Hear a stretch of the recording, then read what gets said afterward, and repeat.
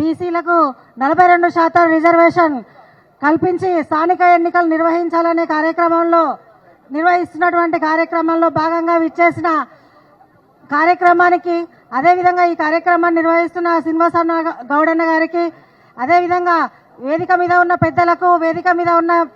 పెద్దలకు అందరికీ కూడా పేరు పేరున నా యొక్క నమస్కారాలు.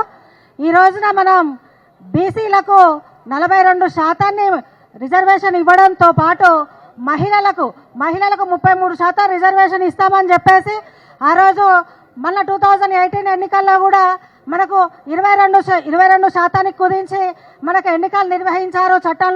చట్టబద్ధత చేయలేదని చెప్పేసి మనల్ని ఏమార్చి 22% మాత్రమే ఇచ్చారు.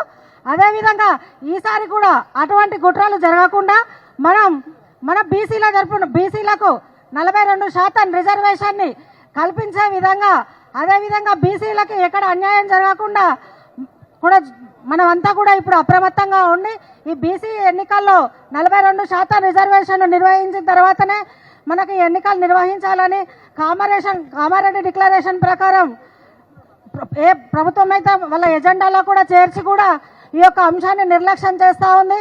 ఇక మహిళా ప్రతినిధుల పరిస్థితి అయితే బీసీల పరిస్థితి అసలు ఎక్కడ ప్రాతినిధ్యమే లేదు.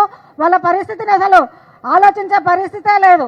42% ఇస్తామని చెప్పేసి సప్లాన్లో అమలు చేస్తామని కూడా చెప్పడం జరిగింది. అయినప్పటికీ కూడా నిర్వహించడం లేదు. బీసీలకు ఫీజు రియంబర్స్మెంట్ అన్నారు, పేద పిల్లలకు ఉన్నత విద్య కోసం ఫీజు రియంబర్స్మెంట్ అన్నారు, విద్యా ఉద్యోగ అవకాశాలు ఉపాధి అవకాశాలు కల్పిస్తామని చెప్పేసి కూడా బీసీ డిక్లరేషన్లో వాళ్ళంతా కూడా ఎజెండాగా పెట్టి కూడా మనకు చట్టబద్ధత లేకుండా ఈ యొక్క బీసీ ఎన్నికలను నిర్వహిస్తూ ఉన్నారు.